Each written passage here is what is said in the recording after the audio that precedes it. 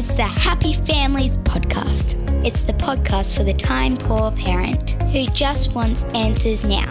Hello and welcome to the Happy Families podcast. This is Dr. Justin Coulson. I'm the author of 9 books about making your family happier, a dad to 6 daughters, and the host of this podcast. Every Tuesday on the pod, I answer your questions about how you can make your family happier.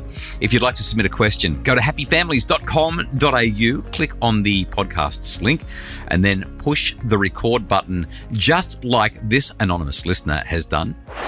Hi, Justin and Kylie. Love the podcast. Recently, my husband and I have noticed our 8-year-old jumping in whenever we have an argument. She seems to be placating us, trying to do something funny or trying to solve our problems by being the mediator. I have told her that just because we argue sometimes doesn't mean we don't love each other and that it's okay for people to disagree with each other. But she says she likes to help and she wants everyone to be happy. Unfortunately, she's a lot like me and very anxious. I want her to be able to distance herself from other people's problems and not get overly involved. I also don't want her to feel the pressure of making everyone around her happy all the time. Would love your thoughts. Okay, Anonymous, this is a really thoughtful question. I love the way that you phrased this and the way that you're really trying to make sure that your daughter is understanding that conflict is a normal, natural part of pretty much every relationship, but also wanting to be attentive to her anxieties and her stress and worry around what that relationship is. So let's get a couple of things sorted out first off. Every relationship is going to go through periods of both rupture and repair, so long as it's a healthy relationship. In fact, unfortunately, even unhealthy relationships go through that same cycle. We want to make sure that this is both A, a healthy relationship, and B, that it's not exacerbating any anxieties and stresses that your daughter has around how stable family life is. So again, let's just look at a definition of anxiety. Anxiety is a short-lived, normal, healthy, natural reaction to worries, fears, and apprehensiveness around the future. Okay, that's essentially how the Australian Psychological Society would define anxiety. Natural, short-lived, response to a stress where we're worried, fearful, or apprehensive about the future. So you've got an 8-year-old who's seeing a disagreement between the two people that she absolutely loves the most in all of the world, and she starts to get worried. What if? What if there is something for me to be fearful about here? What if there is a disintegration of the relationship and I'm completely powerless? I mean, I'm 8 years old. So let's answer the question, is it okay to argue in front of the kids? And the short answer is sometimes it's okay and sometimes it's not. It really depends. In fact, it's not really that you argue. Again, arguments are just a normal and natural part of being in a relationship. Kylie and I have been married for 26 and a half years. We are absolutely, completely besotted by one another. We are completely committed to one another, and we still have disagreements. The question is not that we argue or disagree. It's how we argue and disagree and where and when and all that sort of stuff. So if an argument has elements of hostility and aggression, if there's yelling or denigration or insults or name calling, if there's contempt, if there's stonewalling, silent treatment, ignoring one another, then that kind of argument, that kind of disagreement is unhealthy. And it absolutely, I mean, number one, it doesn't belong in a relationship, not in a healthy relationship. But number two, it definitely doesn't belong in front of the kids. It's just not good for them. The focus of any disagreement tends to be resolution. I think that instead that we want to make sure that the focus is on regulation. See, if we can regulate effectively during the argument, whether we come to a resolution or not, we've demonstrated that we can have a disagreement in a way that, even about a really hot button issue, we can have this disagreement in a way that is respectful, considerate, empathic, and kind towards the other. So I favor regulation over resolution, even in arguments, as much as we tend to have a bias towards resolution. It makes sense, right? I want this resolved. I want an outcome. I want certainty. I want to know where we're going. Some interesting research from John Gottman. I haven't looked at this data for a number of years now, so I might be getting this slightly wrong, but John Gottman's research shows that when it comes to arguing, couples tend to argue primarily about nothing. And the other thing that he finds is that the overwhelming majority of things that we argue about are enduring. We don't stop arguing about them because we suddenly get a resolution. We continue to argue about the person who doesn't do their job or the person who has a difficult mother who keeps on interfering, or we argue about the children. Like we have these enduring arguments about things that somebody's always late, somebody won't put their screen away. This is the thing that we've been arguing about for 5 years and it's still going on. Somebody leaves their tea bag in the sink. It's that kind of thing. So here's what I'm looking for. In terms of a disagreement that you're having with your husband or wife or partner, let's focus on the quality of the interaction. Let's focus on the regulation, because the resolution is probably either not going to happen or it's going to be short term and then something else is going to come up anyway. How do we get this right? We model listening and we model perspective taking and we model collaboration. An example that Kylie and I have had in the last little while revolved around homeschooling. Homeschooling is getting us down. It's pretty hardcore. There's no respite. It is enduring and challenging and ongoing. And I would very much like our children to be back at school, although I can see the good that homeschooling is doing for them. So the conversation goes like this. I want to have a chat with you about homeschooling. You and I are not on the same page here. I really want the kids back at school. I get the sense that you don't want them back yet. Can you tell me where you're up to with this? And so now I'm modeling listening. And as Kylie talks to me, I'm saying, yeah, I get it. Okay, this is what you're saying. So here's where you're at. So there's the modeling of perspective taking. And then we step into this. All right, so where do we go from here?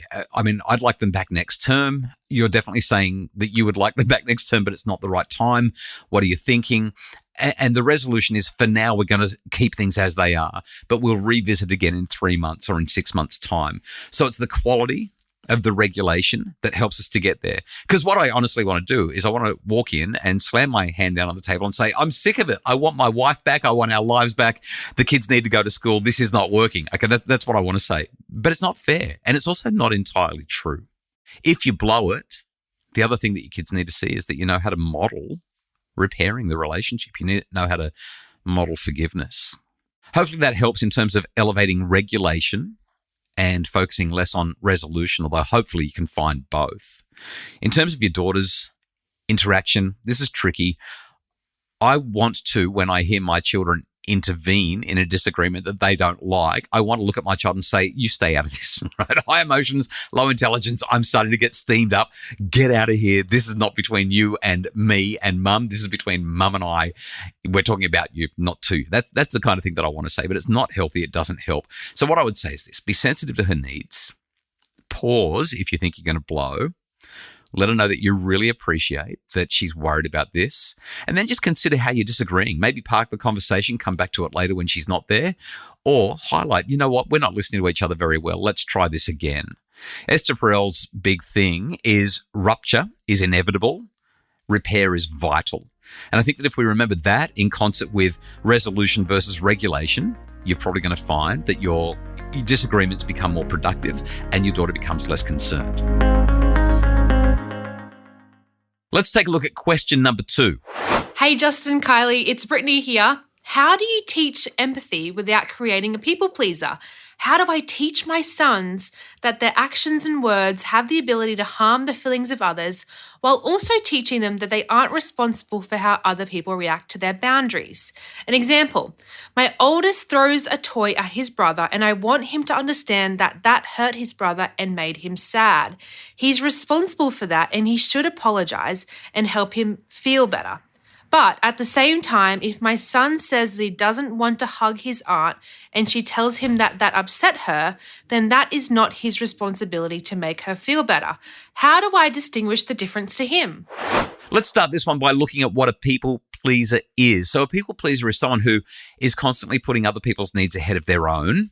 They're highly attuned to others and they're just really, really agreeable. Like they want to help, they want to be kind, but they don't tend to advocate very well for themselves, which can lead to a harmful pattern of self-sacrifice or self-neglect.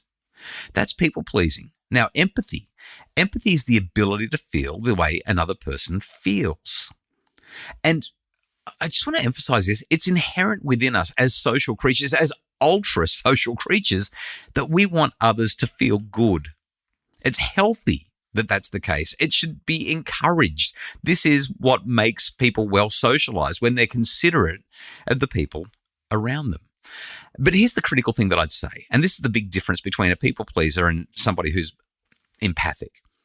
If you get your value from making other people feel good, then we may end up with a problem, because this can lead to martyrdom. It can lead to a level of self-sacrifice that is unhealthy. Now, I know that we're supposed to lose ourselves in the service of others. I know that we're supposed to put other people first wherever we reasonably can. But if we do that at the expense of our own well-being and our own health, then that becomes problematic. That's where we see all sorts of challenges around anxiety and codependency and so on. So what do we do here? I think there are 3 things to encourage in our children. Number 1, we've got to help them to know themselves. Now, this is not fair when you're dealing with little kids. It takes decades to really develop a high level of identity, a high level of knowing who you are, recognizing what you value and how you want to live out your life. Nevertheless, you can start to teach principles around what you value and when you should choose A over B. Second thing, teaching consideration is it's an essential part of parenting. It's what we need to do. Case in point, the other day, Annie, my 16-year-old, was vacuuming. Lily, my 14-year-old, was doing some folding. Fantastic. They're helping out in the house. They're trying to make things clean and tidy. Wonderful. Except Lily is folding where Annie needs to vacuum. And Lily doesn't want to move. Why? Well, because I don't know, she's being a bit obstinate. She's not being considerate of the fact that it's only going to take Annie 30 seconds to vacuum where she is. It's that quick.